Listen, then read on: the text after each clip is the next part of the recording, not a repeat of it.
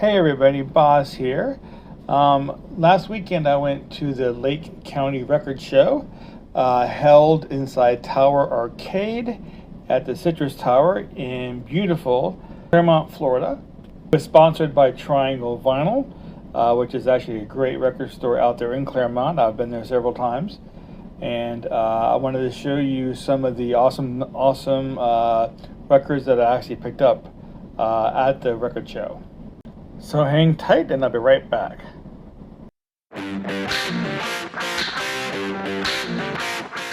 So I got this little stack of records here. I figured I'll go ahead and share them with you and maybe even explain to you a little bit why I got the ones that I got. So got this one here. I believe the name of the band is Fury, I believe.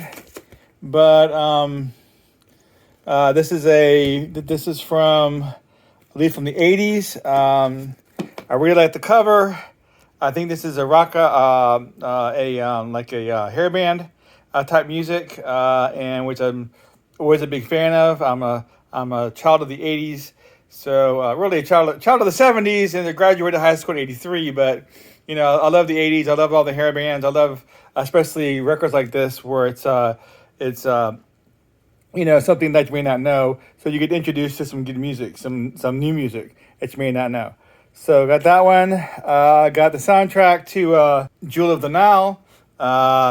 If you're familiar with my channel, you know that I'm pretty big into soundtracks. If you're not familiar with my channel, welcome. I'm letting you know I'm big into soundtracks. So I have several soundtracks that I show on my channel, and I do buy them whenever I come across them. And this is an awesome movie as well with Kathleen Turner. And what was the other guy's name? Michael Douglas, of course, yes. So I'm looking forward to getting this record played.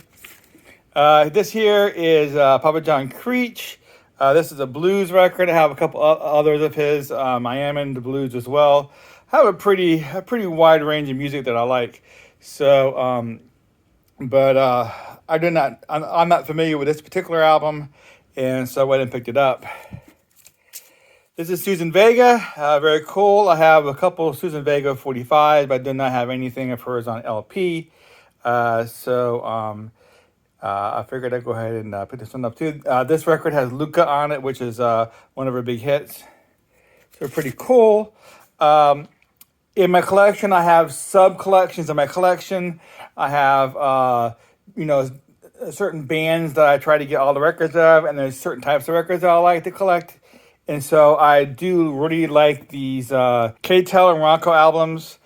This one here was just $1. It's going to be hit and miss because, you know, these records were produced so cheaply, you know, and they have 35 minutes of songs per side. So they have to really make those grooves, you know, really narrow and very, very tight together. So it doesn't take very much to cause problems, to cause skipping and other things on the record. So, I always take a chance whenever I buy one of these, especially for $1. But it looked in pretty good shape.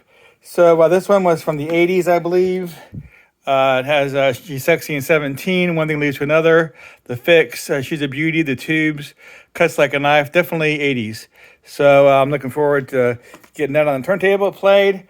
I do like Triumph. I can't say that I like everything that they put out, but I do like a lot of what they put out. I'm not familiar with this particular album, so I went and picked it up, and then I'm going to find out exactly what it sounds like. I'm a huge fan of Cheech and Chong. I already have a lot of other records, but this one I do not have, so I wanted to go ahead and pick it up. Eddie Murphy, I don't believe I have this one yet in my collection, so again, I'm a big fan of Eddie Murphy. I'm really just a novelty comedy type person. Another sub category in my collection is novelty and comedy. I have maybe 300 novelty 45s. I have just lots of novelty and comedy LPs as well. So I really like Eddie Murphy. This one here is Kenny Rogers and Dolly's Parton's Christmas special. Once Upon a Christmas. It's got a bunch of Christmas songs on it, so it looks pretty good. of this year's 2001 A Space Odyssey, the original soundtrack. I had this as a kid, and I've been meaning to pick it up for the last few years, and I just hadn't done it yet. This one was just $1, and it looked in really good shape. So I figured, now it seems like a good time to go and get it. Risky Business. Love this movie. One of my favorite movies. This is actually a pressing from Britain, from the UK.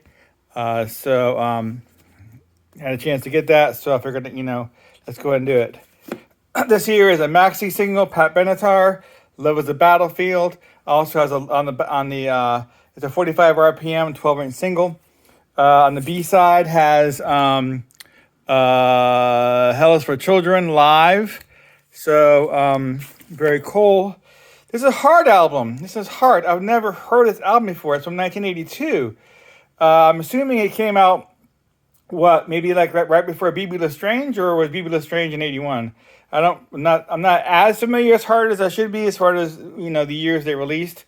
This one might have came out right after BB Lestrange, but I'm not familiar with this album. As a matter of fact, I'm not really familiar with ever seeing this album before. And then I do keep my eyes out for Heart, stuff in the wild, because I do enjoy their music. And I came across this one, and it's like I'm really not familiar with it, so I picked it up. The Brains.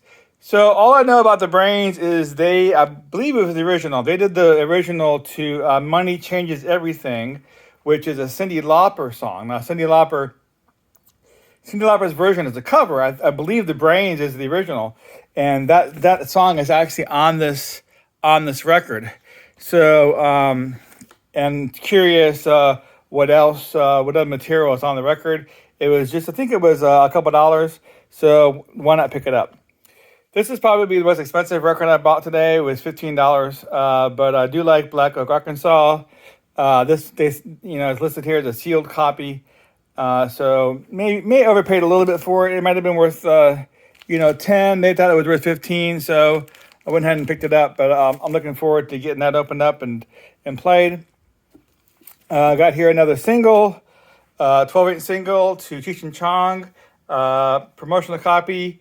Born in East LA. So great song. Now, for you 80s fans out there, this is Steel Breeze. I have never seen this album before. Now, interesting story. Of course, I know the song You Don't Want Me Anymore.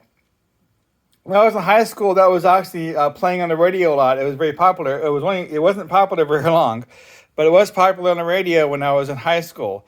Now, I went to grad night at Walt Disney World.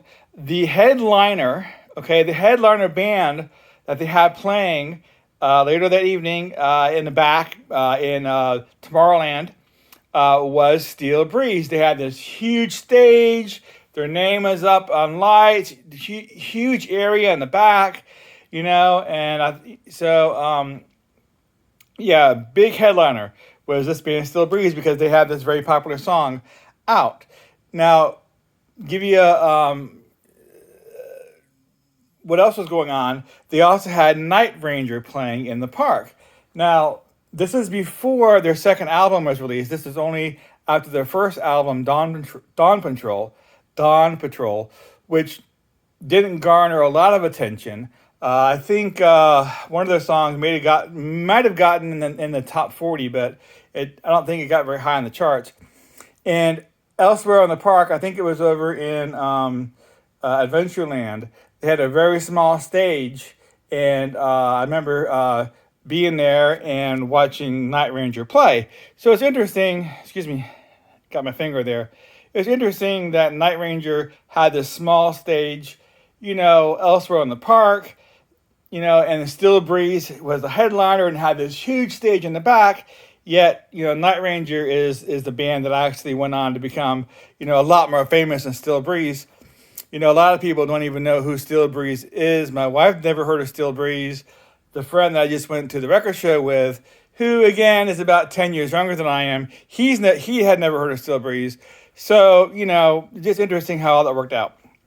So hope I didn't bore you too much there with my story. Let's go on. We have Star Castle Citadel. I'm not really sure what this is, but I really like the cover.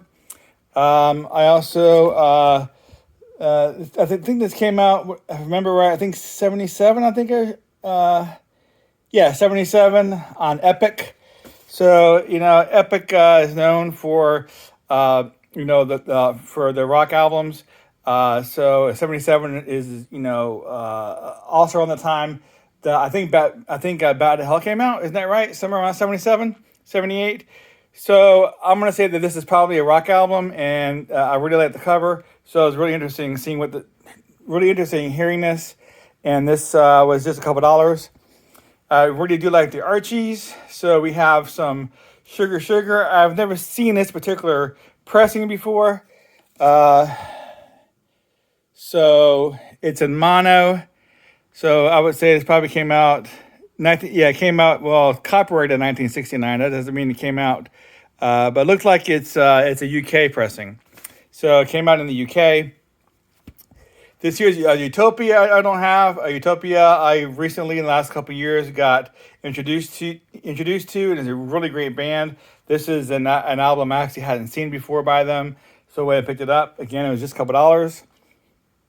We got a Robert Palmer album here, Riptide. I really like Robert Palmer. So I went ahead and picked that one up. I didn't have it. This here is actually a Casanova is a popular song by, I don't know how do you pronounce his name. It's spelled Levert, but I don't know if that's right or not. But it's a 12-inch single. Picked it up for $1. Here's another one of those Roncos, greatest hits I've seen on TV kind of thing. It was $1. I picked it up. Another K-Tel Spotlight. This one here is early 70s, easy rock. Picked it up. Jermaine Stewart, We Don't Have to Take Our Clothes Off. 12-inch single. Picked it up. This one here, I'm very interested in this. The name is Diesel. I think that's the name of the band. What's in a Tank? And it's got Watts spelled W-A-T-T-S, for power or whatever. So I'm thinking this might be a little bit more on the metal side. I don't know who they are. I'm not a huge fan of metal, a little bit, but I was definitely intrigued by their name and intrigued by the cover. It was just a couple dollars, so I picked it up. Boston Cooley Engines. A promo, it was $1, 12-inch single. Awesome, I'm a big Boston fan.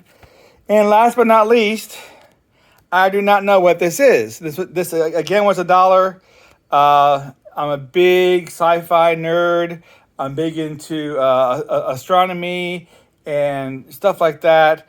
And, this cover was very cool. I looked at it. It was just $1. Lost in Space by Johnson Crew. I'm really not sure exactly what this is. But you know what? I am going to figure it out. So that is that. So those are the records that I just picked up. And I want to go ahead and make a quick video and let you know. Also, I'm going to go ahead and very quickly do an update on my music room, record room, whatever you want to call it. It's slowly coming along. Let me do a walkthrough here. Hopefully the light's okay. So I got some records on the shelves going, got them sorted out, and got the stereo together where I actually can play a record. I think I've played only one so far, and got all this together. You see out there, I got those records together on the shelf out there. So it's coming along. It's going to be still another few weeks before I get everything all done. But I am working on it. So that's it for today. It's going to be a quick video. Actually, not that quick. It was about 15 minutes, I guess. But I want to thank you for joining me today. Don't forget to subscribe to the channel and go ahead and press that, click on that bell for notifications. And I will see you all next time.